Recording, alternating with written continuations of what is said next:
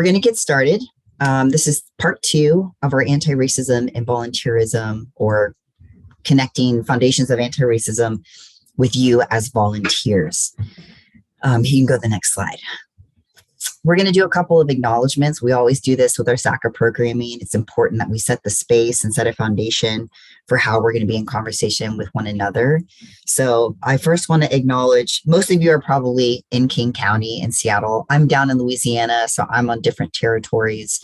But for you in Seattle, I would like to acknowledge that you all live, work, and play on the stolen and traditional territories of the Coast Salish peoples, specifically the Duwamish, Suquamish, and Muckleshoot tribes. I'm here on the Quapaw, Yatasi, and Caddo tribes, and that we occupy these lands. This acknowledgement does not take the place of authentic relationships with Indigenous communities, but serves as a first step in honoring the land that we're on. You can support the Duwamish tribe via real rent if you're not already a real renter. And if you are, but also build relationships with communities. I've heard a lot of Indigenous and Native communities talk about, like, your land acknowledgements are empty unless you're in relationship with us. What does it look like to have your solidarity be actionable, whether that be through resources? And maybe that's not financial. Maybe that's your time or your energy or your connections to people, right? You can learn more. Again, you'll get the slide deck, so you'll be able to click on the links later. But just wanted to add that in there. We'll go to the next slide for our emotional labor acknowledgement. Here, let me click this real quick. Okay, so we always give our emotional labor acknowledgement when we are in mixed race spaces. It's important for us to acknowledge those who tend to hold the weight of emotional labor. Emotional labor is the need for one group to regulate their emotions to satisfy another group, usually the group holding the most power. We want to acknowledge the diversity present and not present in this space. This group is currently comprised of predominantly white folks, and white folks inherently hold more power in our current social system. We also want to recognize that the folks of color in this cohort are inherently carrying the abundance of emotional labor, both in this room and on a daily basis as they navigate the world, many of them navigating multiple systems of oppression.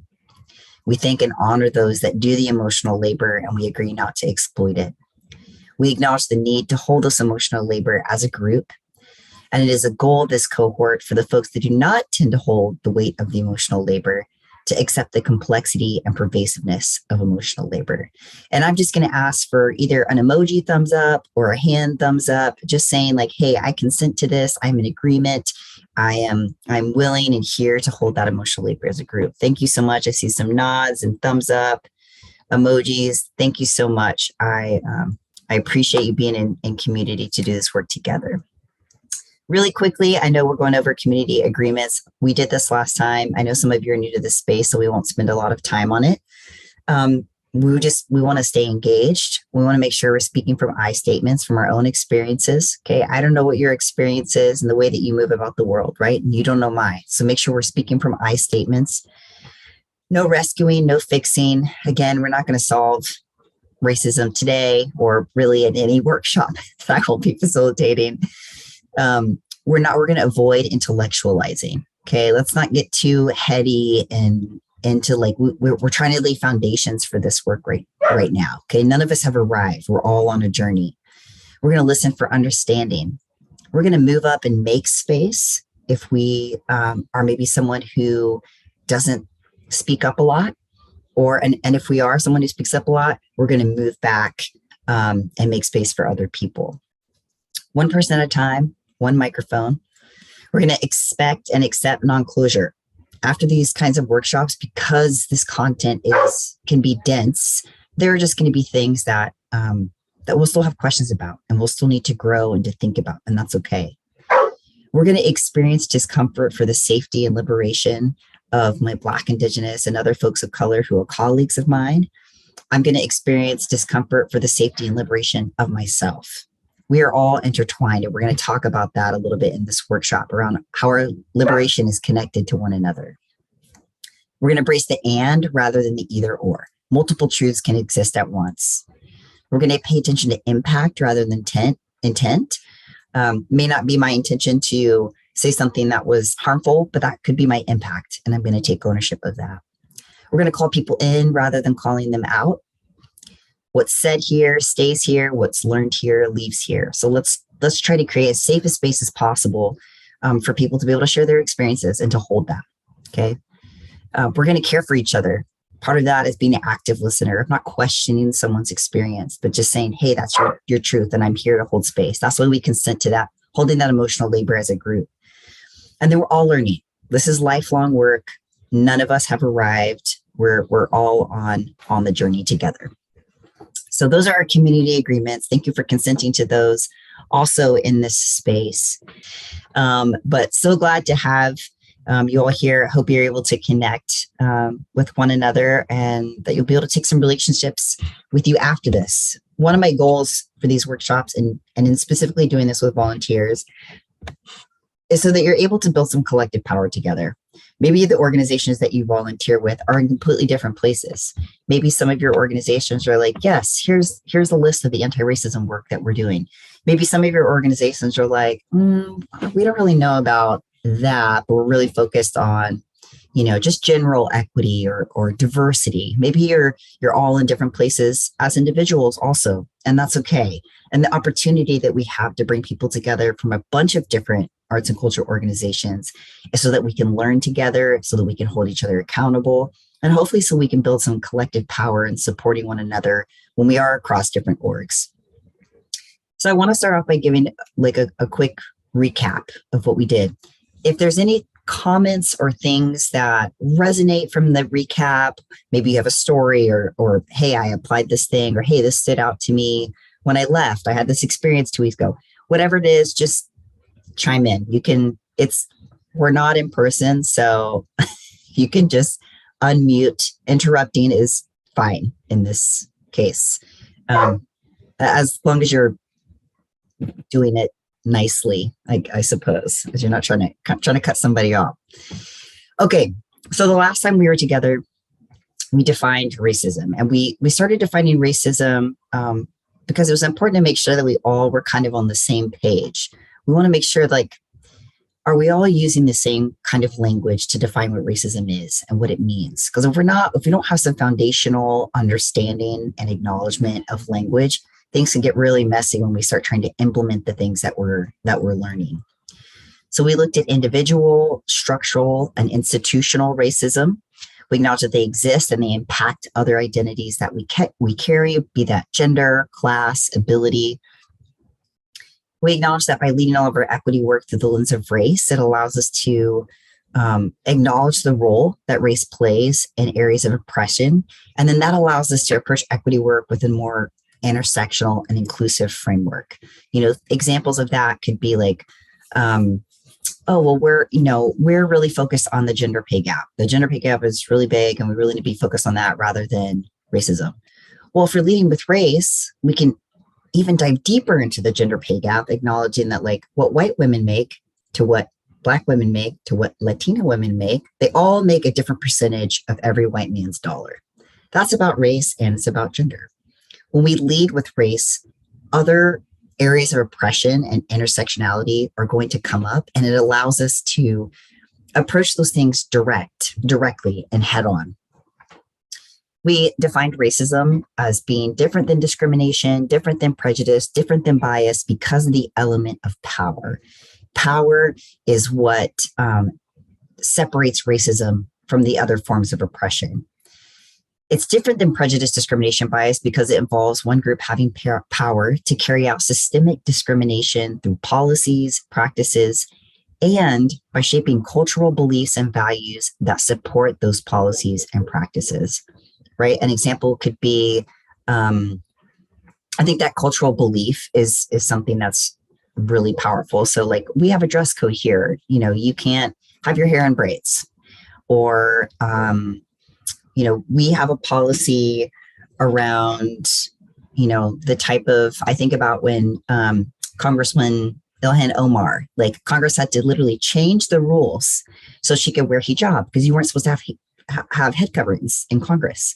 But as a Muslim, that was really important to her. And they had to change that in order for her to be in Congress. So what are these like institutional policies or practices or beliefs that are influencing the way that we make decisions. Also, just so you know, you're going to get these slides and you'll get the sources and resources at the end. So take notes if you would like to, but you don't have to. You'll get all this information. Does anybody have any questions, comments on this slide?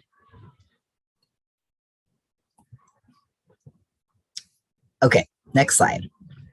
This is just really a graphic. We went over it last time. It was taking that institutional, structural, and individual racism and kind of putting it in a comic of like, you hear people say like, I've never been into racism. I didn't own slaves. I'm not racist. All of these things. And what people forget is based on the way that we move about the world, there are different ways that racism, the history of racism, the current practice of racism, and other intersections of identity, how we benefit from those, especially as non-Black folks, as non-Indigenous folks, even for other folks of color. There are ways in which we benefit from white supremacy culture, from racism, from oppression of other people. We're going to talk a lot about that today during this session. But this was a good example of like, here are all those different types of racism at play. Here's how they work together, how they're intersectional. And we can look at this and say like, great, this is affecting people's housing. This is affecting people's economic status, the racial wealth gap. This is affecting, maybe this is addressing the school to prison pipeline, right? It gives a good picture of how privilege works and the experiences of different people generationally. Okay, next slide. And then kind of our last recap slide where we stopped last time was we started talking about white supremacy culture. And we started talking about white supremacy culture in how it shows up within volunteer spaces. So white supremacy culture refers to the dominant, unquestioned standards of behavior and ways of functioning that most of our institutions embody. It's the ideology that the ideas, thoughts, beliefs, actions of white people are superior to people of color in their ideas, thoughts, beliefs, and actions. Now, we covered 2 white supremacy cultural norms last time. We covered sense of urgency. So we got the very late and preoccupied and very urgent rabbit from Alice in Wonderland. And then we covered paternalism. And the sense of urgency, so Tima Akun, and she gives credit to so many other people that have helped kind of like build this work around white supremacy culture, but she wrote that original article. And she describes the sense of urgency characteristic as a continued sense of urgency that makes it difficult to be inclusive, and a practice that frequently results in sacrificing potential allies for quick and highly visible results. So we talked about the ways it shows up in volunteerism by, diversity, for example, or inclusion, acting on demands of organizational leaders or program directors who need more volunteers now, forging quick recruitment instead of thoughtful outreach. Or, hey, I really need, we have this internship and we need to fill it, but it's not a paid internship. Then we're resulting back to economic status of like, who has the privilege of being able to like take time out of their day? Maybe it's the middle of the day on a Monday or a Tuesday, like during the week, to work for free. Who has the privilege of being able to do that? Another example that we gave when we were talking about sense of urgency and volunteering was recruitment goals that call for an increase of volunteers over a course of months or 1 year, when building authentic relationships with new communities takes longer than that. At a previous workplace, when I was doing community engagement work, I talked to a lot of other community engagement managers at different organizations that just weren't in the community, not because they didn't want to be, but because that was not valued or prioritized as like your time being well spent. You going and having coffee or going to that cultural event, how about just give them free tickets, tell them to come to us, essentially, and then we'll just hope that they show up. But regardless, we did our part. That's outreach. That's not community engagement. Community engagement is based on relationships, and that takes time. How do we build time into our budget or into our volunteering program? Maybe you all as volunteers are thinking about, gosh, maybe all of your volunteers look like you. Maybe no one looks like you.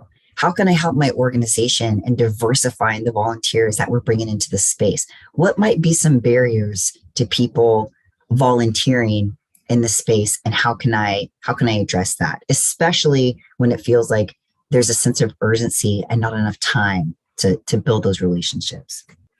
Yes. Yeah. And that quantity over quality is also a white supremacy cultural norm.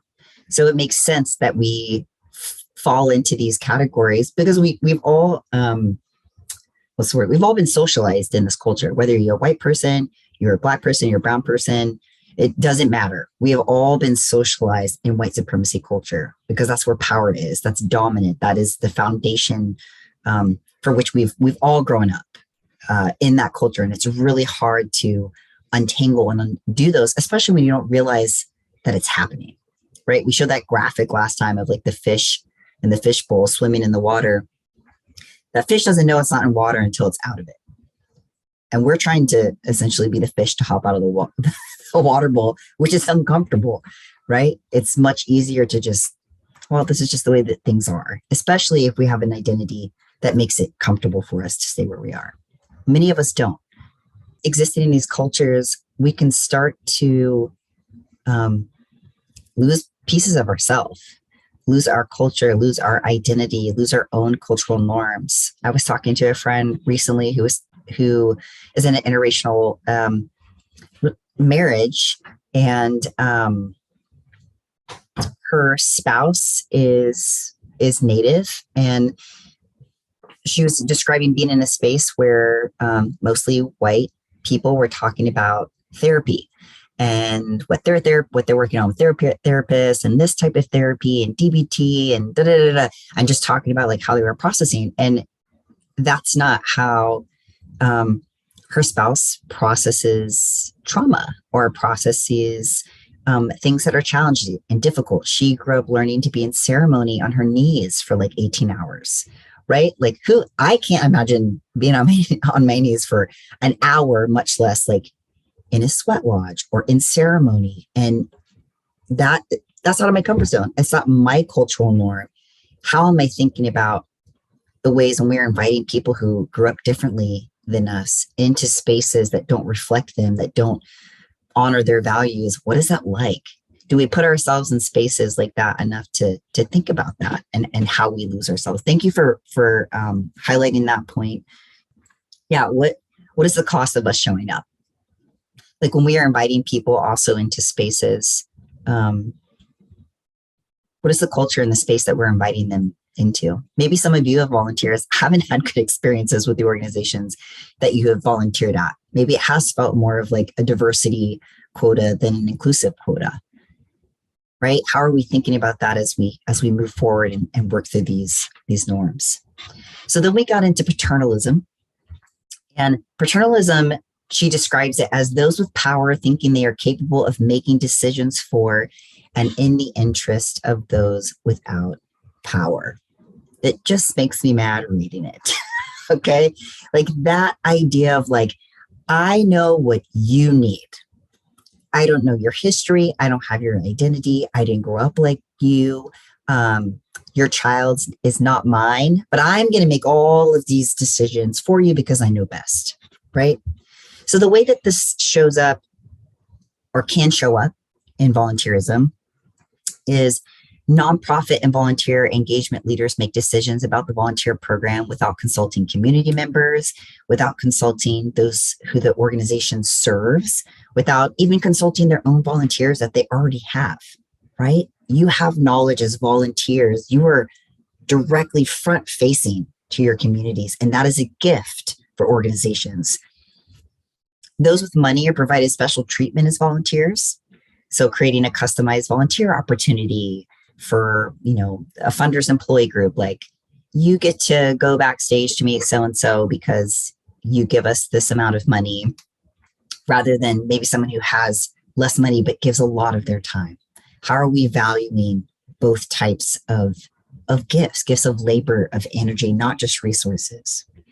And then the other example we talked about was prioritizing the feelings or reactions of donors, or those who are closest to people in power, instead of the community when making decisions about programming volunteer services or messaging. I think the thing that it makes me think of a lot is like just politics around the country right now, looking at people, going into a school board meeting or a city hall meeting or testifying in front of, the legislature, and maybe one group, there's overwhelming support against something or for something, yet the decision is made in opposition to what the majority of people are coming and saying and asking for.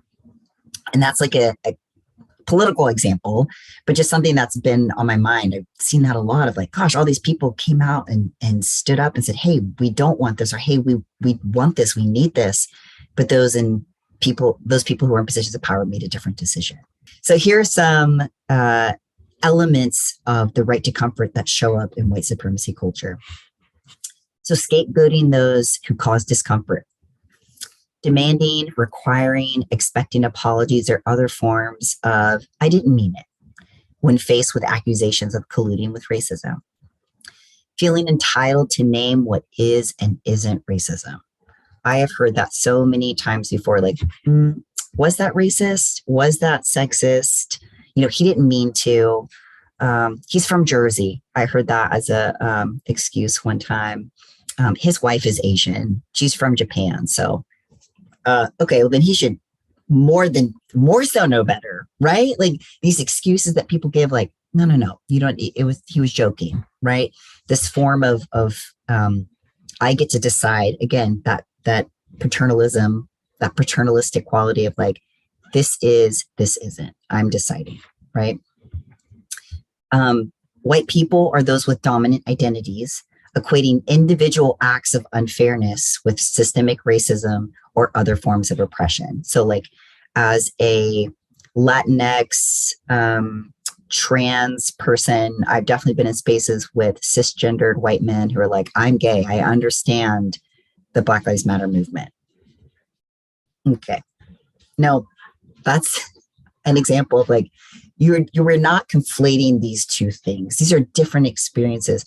If anything, the through line in there should be, I have experienced harm in my life, not anywhere to the extent that you have, but that should feed my empathy. That should feed my call to action. That should feed my solidarity, being willing to be vulnerable, to move back, to fill in spaces where my privilege allows me to show up into these spaces, right? And then it's the belief that those with power have a right to emotional and psychological comfort. Another aspect of valuing logic over emotion. If you are a female identified person in this room, I'm sure many of you have had experiences with people being like, don't be so emotional. You don't need to cry about it. Like, just calm down, right? That's paternalism. That's this, hey, you're causing me to have discomfort and I want to stay comfortable. So if you could manage up or control what's happening for you so that I'm not uncomfortable, that would be great. If you're a woman of color, that's probably expounded for you, right? This idea of exceptionalism for folks with marginalized identities when they're in spaces, to be exceptional, to go above and beyond. So another example would be, and I've seen this happen too, like targeting or isolating those who name racism rather than addressing the actual racism being named.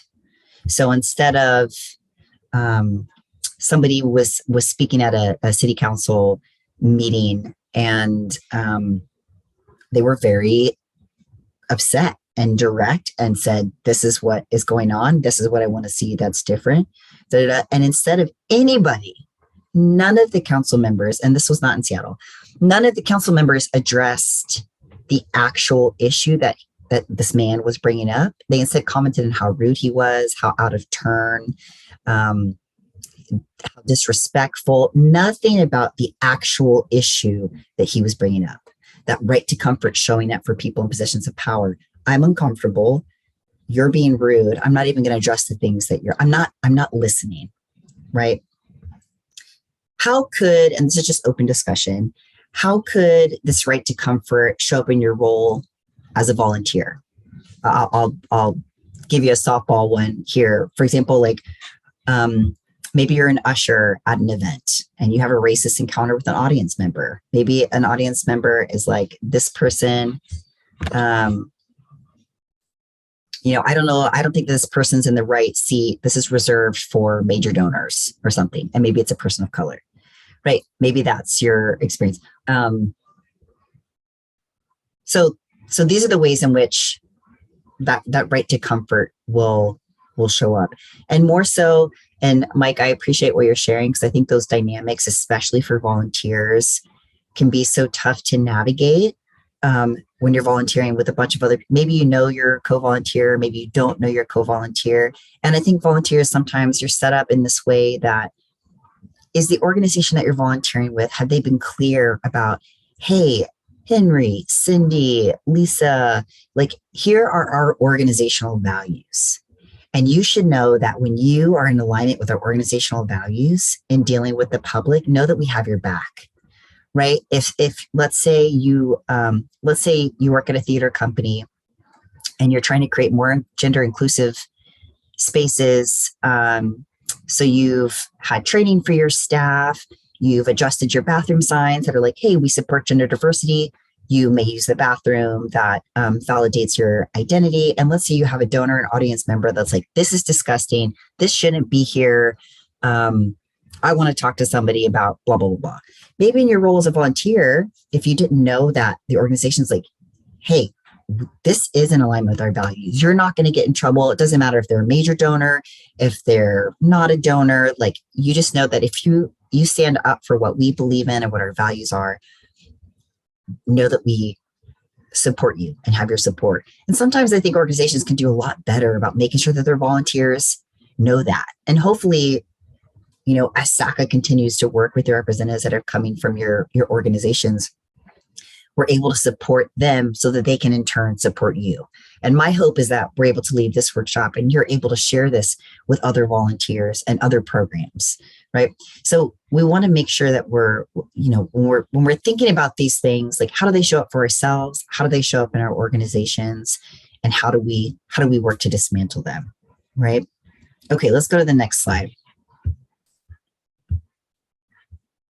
So power hoarding, which a couple of you have touched on as we've been having discussion. I thought that this cartoon was funny. I don't even like Dilbert, I think was the cartoon's thing, but I actually thought that this was funny. So those with power assume they have the best interests of the organization at heart and assume those wanting change are ill-informed, stupid, emotional, inexperienced. Maybe someone, again, is like, you're too emotional, you're over passionate, you're young, we'll get there. Back in my day, maybe it's a little bit of paternalism also in that power hoarding, right? And that right to comfort, all intertwined.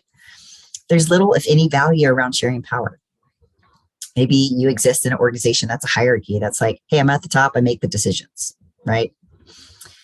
Power is seen as limited. There's only so much to go around. You can't be a manager because we already have enough managers at this org, right? Or you can't be head volunteer, or there's only so many opportunities for you to lead, right? Those with power feel threatened when anyone suggests changes and how things should be done in the organization, often feeling suggestions for change or reflection of their leadership. That is about the leader. That is not about you. That is not about bringing up horizontal leadership or sharing power. That is about, we could all put ourselves in. I'm sure we've all had a time where someone has brought something to our attention that's made us uncomfortable, that it's been hard to be like, I worked really hard on that. Or in my head, I'm saying, I didn't mean to do that. That wasn't my intention, right? It's hard to sit in the discomfort when people are giving us feedback like that. So I'm sure we could all have some empathy for when that happens in leadership. And we also need to hold our leaders accountable to doing this type of work, right? So it's not actually about you, right? Those with power don't see themselves as hoarding power or as feeling threatened, right? So they're like, I don't think that I'm hoarding power. This is just the way it's always happened. We've always existed in a hierarchy. This is the way that it shows up. Maybe you've had the privilege of, like, I don't know, just being within that institution for a long time or having people share like, hey, this is the expectation of XYZ. I remember in college, we did this like mock interview based on jobs that we were going for. And people were judged based on the way that they were dressed. That was actually like part of it. And I remember at the time, I was a college student, I had pants that were cut. They were not hemmed. They were just like, the bottom was just cut off. I don't know why I cut my pants, but they were just cut, probably because they were too long because I'm a short dude. And I cut them off. And I remember in the feedback, they gave comments on my pants, on my clothes. And I mean, I didn't think about it then. I kind of was just like, God, I really wanted a perfect score because type A. But now as an adult, I'm thinking like that was probably so harmful for people in that space of like commenting on the way that they were dressed, maybe based on their access to resources or whatever. And it having nothing to do with your ability to like do your job. So we want to talk about, you've shared some good examples. We want to talk about like, what are some antidotes to how these show up? And this is going to, I'm not going to give you like, follow these 3 steps and it'll go away. This is going to be things that you're going to have to think about. They're going to have to take back to your organization. Think about, how does this show up in me? Right? It doesn't matter if, again, you're a white person, you're a Black person, you're just like, how do we combat white supremacy cultural norms? Like, I don't know. It takes practice. It's lifelong work. So we have some antidotes, and we want to talk about the antidotes to right to comfort first. So on the next slide, right to comfort, it's a cartoon. It's growth on the, well, I don't know which side you're on. The green person, the yellow person is comfort, and the green person is saying, this is just not going to work out. I can't grow if I'm comfortable, right? I don't like that any more than any of you do, okay? So we need to understand that discomfort is at the root of all growth and learning. Just is. Learning to sit with discomfort before responding or acting. That can be really challenging. That is challenging for me in my personal life. That can be challenging in workspaces. Like, how am I showing up? How do I want to respond? How can I be most strategic in bringing things forward? What do I need to sit with?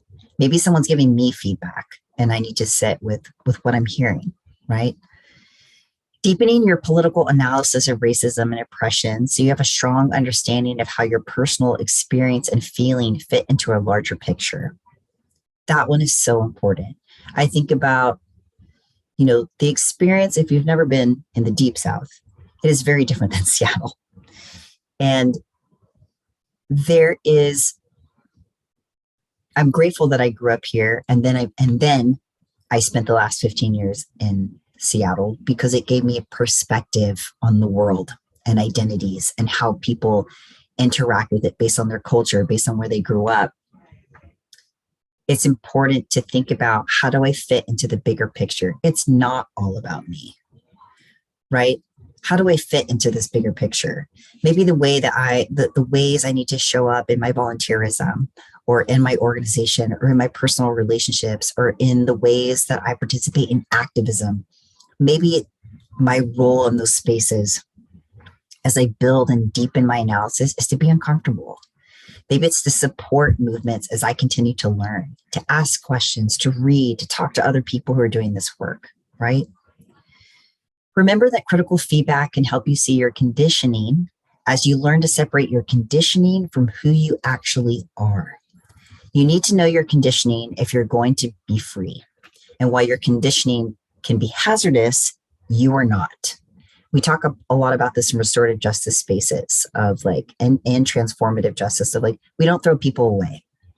You can hold these dualities or these complexities of, you can cause harm and you are worthy of love.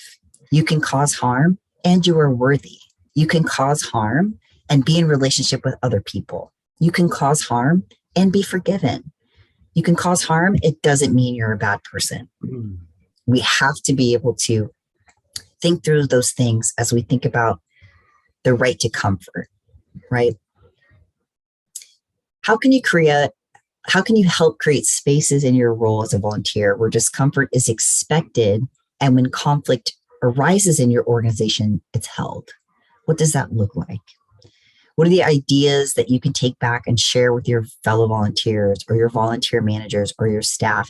Maybe in going through some of these slides, you're thinking about things that you want to ask your volunteer manager for, of like, or about what are our organizational values?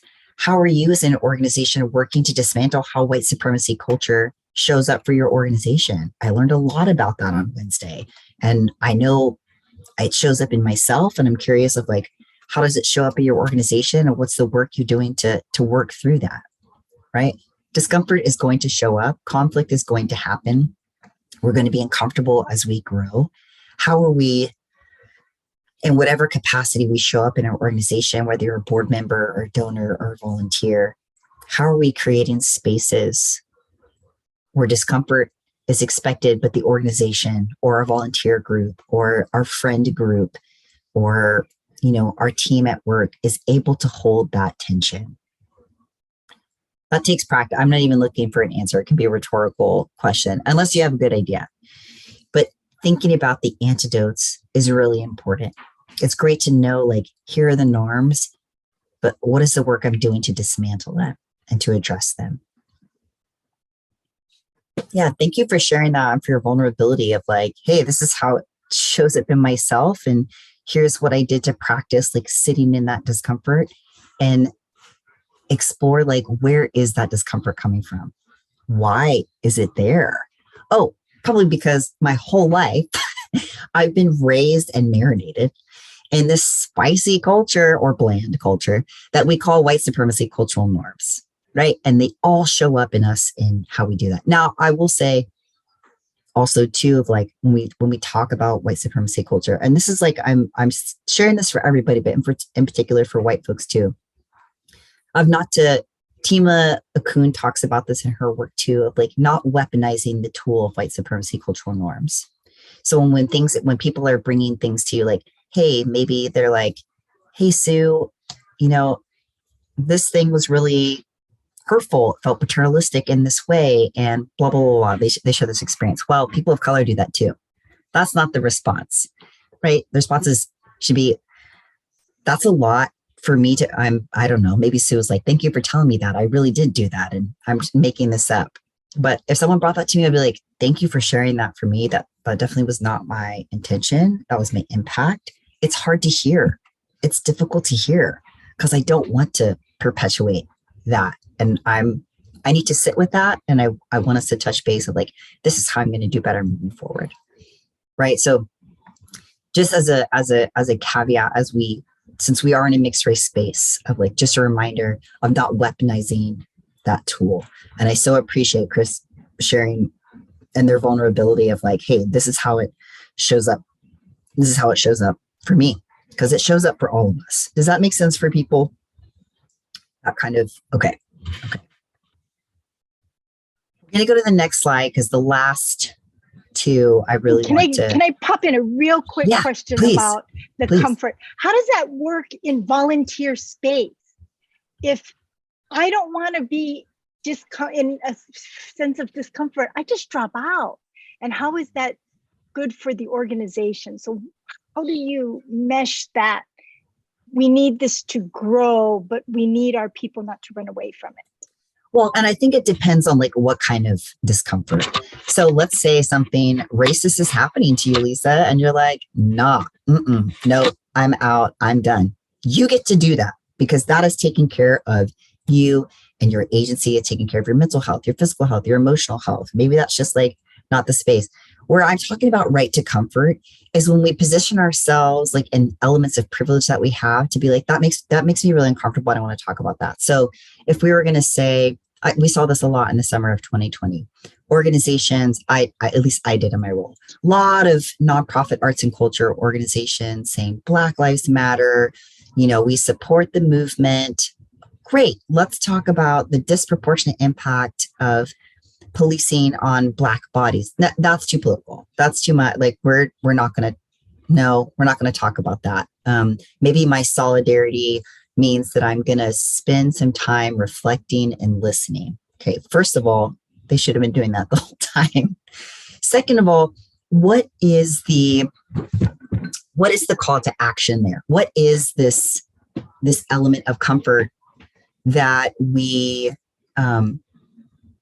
gravitate to. So maybe in volunteer spaces, that is disrupting anti-Black. Maybe you're with let's say you're kind of like to Mike's kind of example that he shared with the co-volunteer, and trying to figure out like, hey, how am I going to interact with this person who's disabled?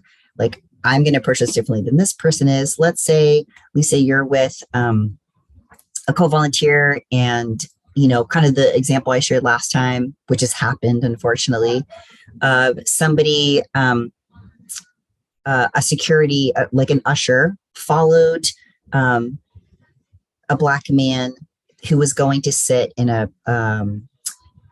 private seated box, like a special box seat in a theater, and was followed by security or by the usher of like, hey, I don't think that you're supposed to be here. I need to see your ticket. Maybe in that moment, before that usher decided to choose that, maybe you were doing that together. Maybe it can be like, hey, let's talk about why do you think that person isn't here? Like, maybe we're addressing anti-Blackness with a volunteer, or maybe someone is misgendering someone,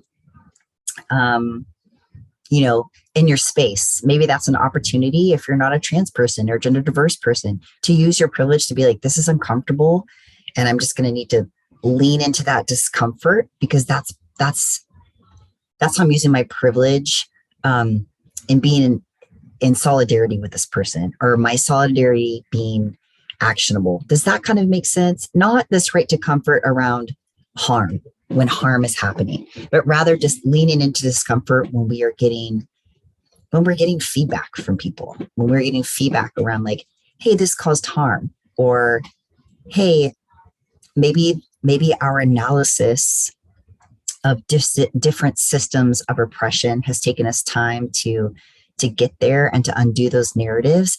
And in order to do that, we have to be uncomfortable. Does that make more sense? Yes, it does. Thank you. Okay, good.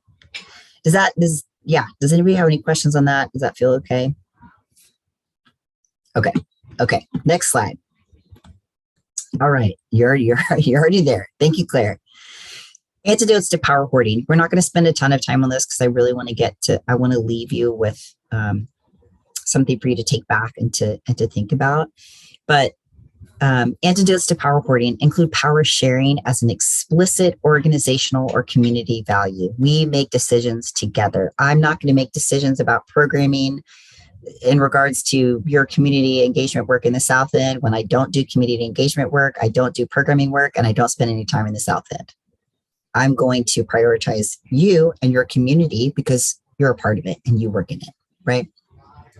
We're going to discuss and define what good leadership looks like, and include how a good leader develops the power and skills of other people.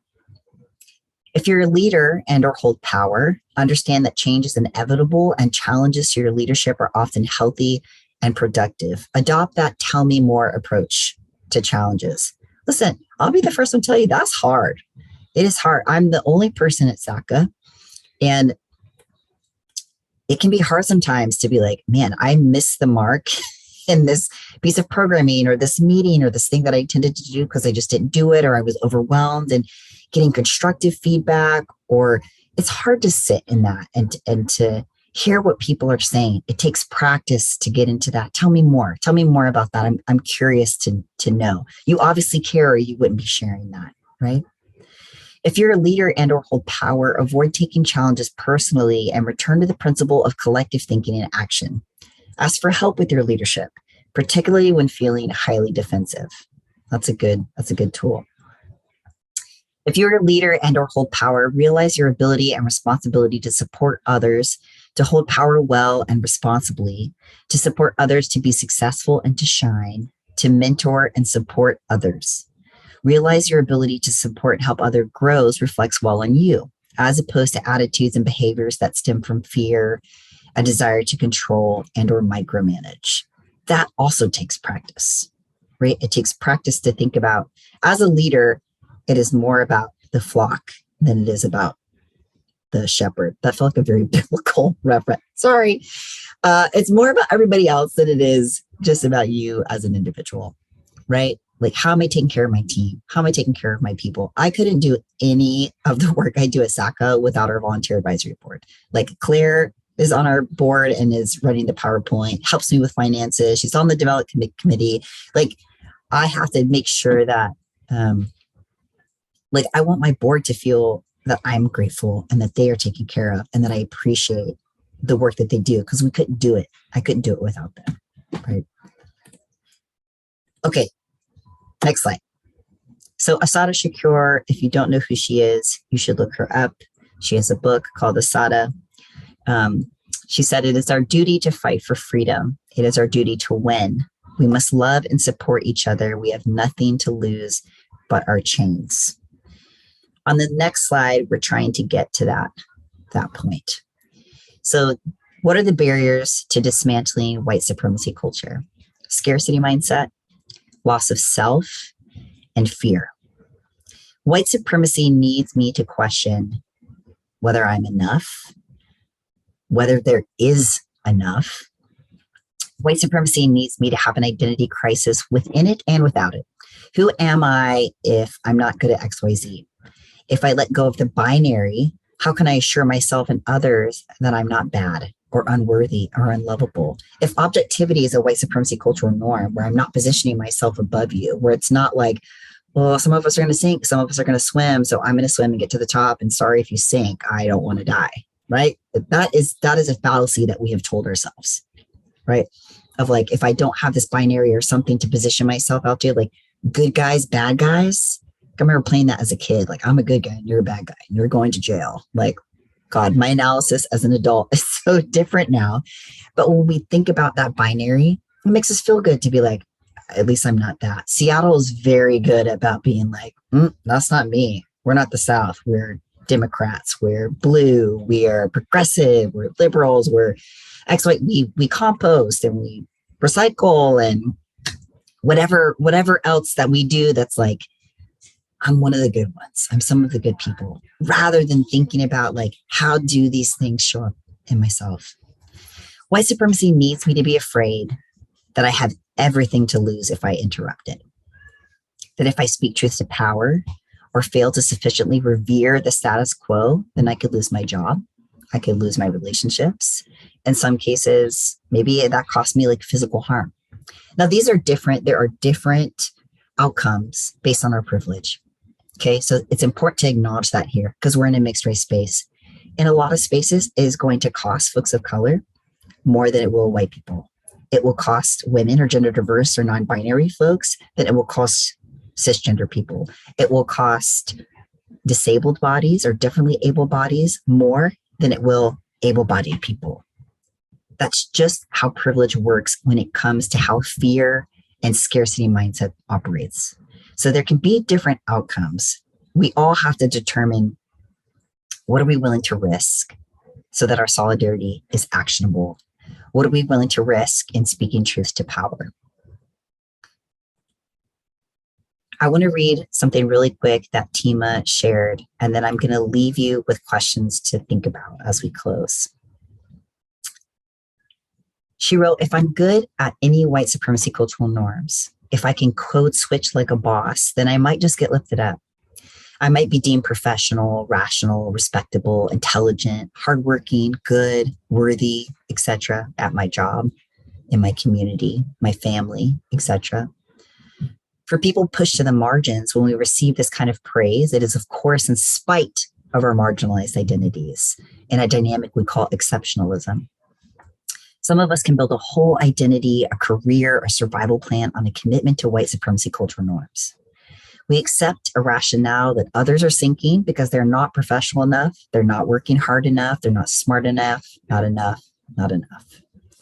And if I'm struggling to prove my enoughness, and if enoughness means I sink or swim, then at least let me prove there's someone who's less enough than me. And there it is. The more I subscribe to white supremacy culture, the more I need to subscribe to white supremacy culture. And the cycle repeats over and over and over again. So she's calling us into like what are the ways in which white supremacy culture shows up in ourselves? How do we uphold that? That could be in our jobs and our role as volunteers, maybe the organization that you're working for. White supremacy culture is everywhere. It's not a matter of if, it's like how is it showing up here, and how do we dismantle it? How do we begin to untangle those things? So what I want you to think about as we close, and I know that was a deep last slide, but we're not going to have time for breakout rooms. I always do this to myself, so I apologize. But what I hope that even if we just spend the last minute thinking about, and hopefully as you leave the Zoom room, if you have capacity to think about these questions, how does scarcity mindset show up for me at work? What am I sacrificing by upholding and or maintaining white supremacy cultural norms in my workplace? What am I afraid of? And as you're thinking about those questions, think about, how do I build collective power with other people? Maybe I'm afraid of being the only one. Are there people that are my allies, that are my advocates, not just people that are like, go you, here's a flag, I'll wave it, but someone that's like, I'm going to stand next to you, or I'm going to be beside you in this work too, so you don't have to be as afraid, because we're building collective power together. What are the ways in which these norms show up for me at work? How do I fall into these scarcity mindsets of there's only so much and I'm going to get everything I can? And, I hope that Leslie and Pamela will work hard to get there too, because I'm going, right? How do these things show up in our workplace? Well, thank you so much for spending time with me, for asking tough questions, for just seriously taking time out of your day to be here. And you all did a great job of practicing the antidotes, of leaning into discomfort, of challenging yourself, of taking information back that you can think about, you can grow, and you can share with others.